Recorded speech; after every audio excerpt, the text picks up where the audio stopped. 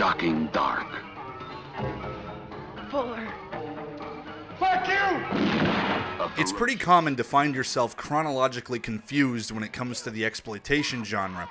There's enough alternate titles and fake sequels to make your head spin, and I don't mean fake sequels like how Shocking Dark's popular title is Terminator 2, or how Alien Terror is a hell of a lot more widely known as Alien 2 on Earth. I'm talking more along the lines of stuff like No Retreat, No Surrender, having like a bazillion films tied to it that clearly aren't sequels. Like how King of the Kickboxers is somehow No Retreat, No Surrender 4. And as if it couldn't get any more confusing, Karate Tiger, the alternate title to No Retreat, No Surrender, also has a string of its own supposed sequels, like how the Van Damme flick Kickboxer is also known as Karate Tiger 3, and Best of the Best, the Eric Roberts tournament fighter flick, is Karate Tiger 5. Then it gets even weirder when Best of the Best 2 is also known as Karate Tiger 6.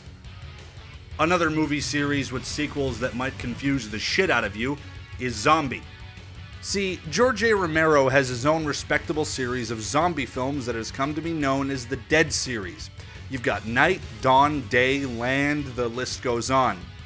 Somewhere in the middle of this, the Zombie series was born. Lucio Fulci also has his own respectable series of zombie films.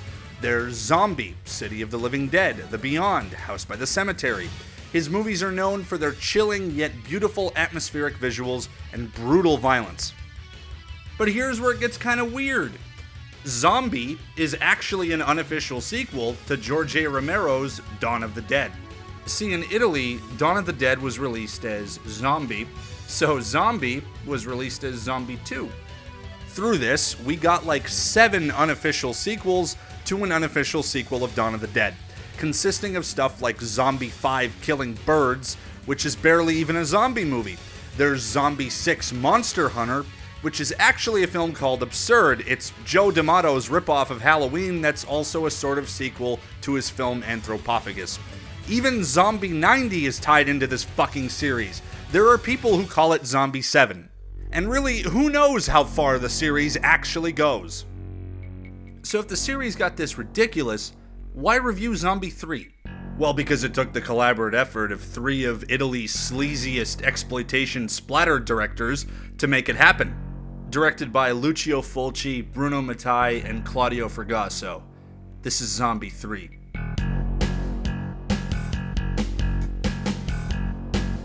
To start off, let's take a look at what each director is good at. Bruno Mattei.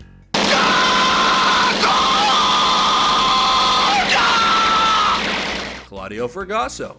Oh my God! And of course, Lucio Fulci.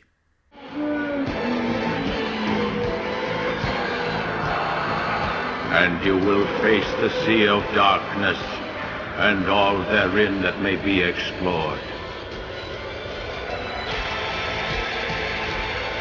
Okay, so naturally you'd think combining these 3 to make a zombie film would result in a beautifully shot, atmospheric, ridiculously action-packed awesome fest with some goofy shit. Well, let me ask you this. Did Lamberto Bava and Dario Argento making demons together end up as a beautifully neon-lit, insanely badass, metal as fuck masterpiece? Yes it fucking did. This is not a trick question. Unlike the usual Fulci zombie fare, the dead aren't coming back to life because of voodoo or some hell door being opened. Zombie 3's plot is a biological weapon gone wrong.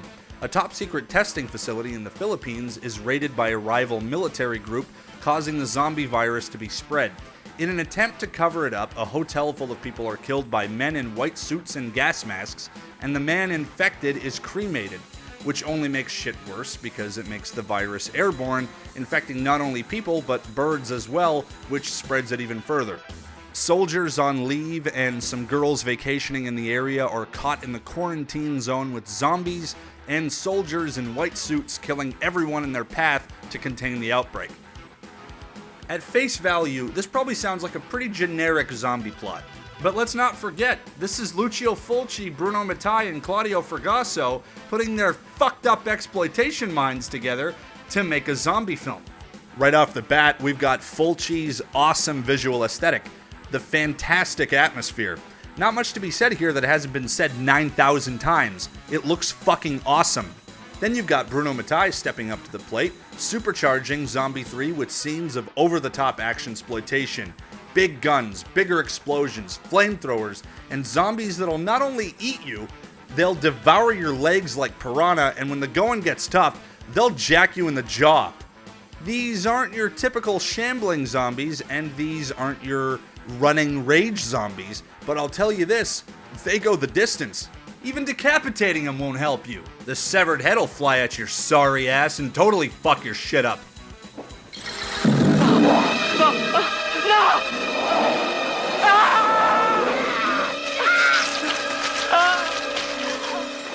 And like most Italian zombie films and Italian exploitation in general, you're gonna hear some great music.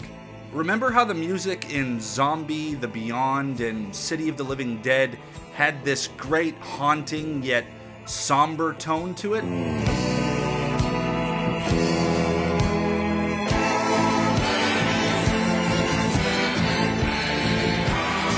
Well, Zombie 3 has that element with some badass action synth injected into it.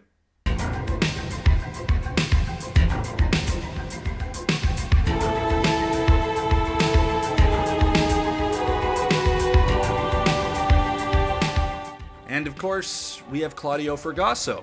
While Claudio did help direct this, the main visual presence comes from Fulci and Mattei, which makes sense because Claudio's main duty for the film was the script. Okay, now, why is it special when Claudio Fragasso writes horror films? Well, observe.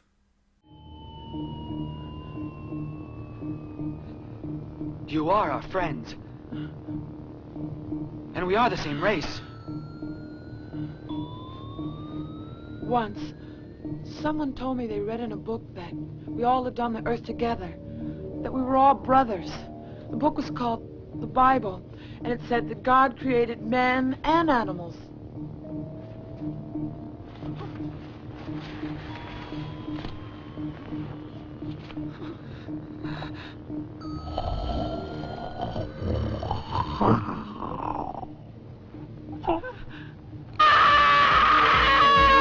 The grim as all fuck ending. Women's Prison Massacre, Rats, Troll 2. Regardless of how the film plays out, overall, the ending is gonna punch you right in the fucking kidney. So before I spoil the shit out of this film, let's go back a bit. Throughout the course of Zombie 3, there's a radio broadcast that's keeping everyone up to date on what's going on. The virus, the quarantine squads, all that stuff. It of course comes full circle at the end with one final broadcast. This is now. The new world and the new cycle have begun. For everyone, this is the year 0. So there's lots of work to be done. I'll dedicate my next number to all of the undead around the world. And listen to it good. Zombie 3 ends with full-on zombie revolution. Though I can't give full credit to Fragasso here. As grim as this is, there's an element of someone else here. Someone whose name rhymes with Uno Atai. We're going back to that? To fight? We're going back to win, or humanity's done for. I don't know the reasons of devil. I feel that something's bad. That is without a doubt a Bruno Mattei contribution, which actually isn't hard to believe when it comes to this film. Remember that flying zombie head? That seems like something Claudio Troll 2 Fragasso would write, but in actuality, it was Fulci that wrote it into the script at the last second. And if that's not crazy enough, Lucio Fulci has been quoted as saying that he considers that to be the most clever thing he's ever come up with. And that it's the only thing he's proud of when it comes to Zombie 3. Alright, now before we wrap things up, let's spotlight what's clearly the most important aspect of Zombie 3.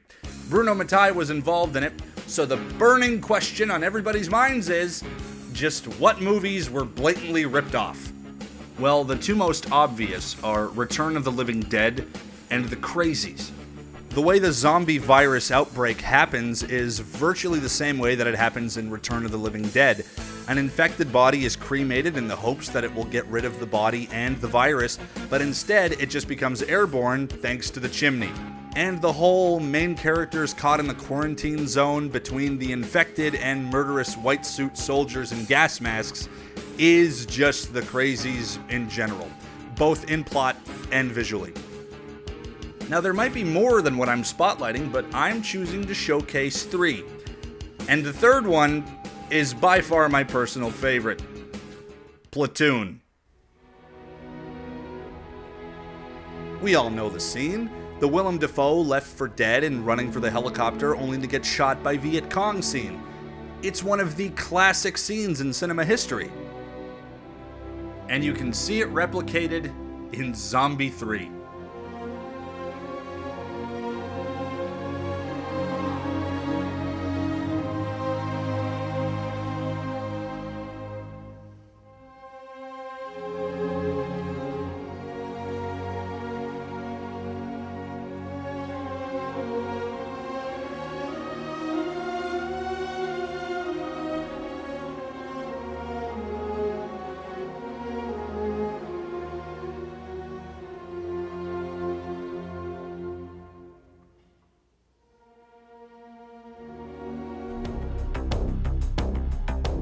So why was Zombie 3 directed by some of Italy's sleazy best of the best? Well, happenstance, really. It was originally Fulci directing, Mattei as second unit director, and Fragasso writing. Fulci ended up having a stroke about halfway through filming, so the producer got Mattei and Fragasso to finish the rest of the picture. Would it have been better if it was 100% directed by Lucio Fulci?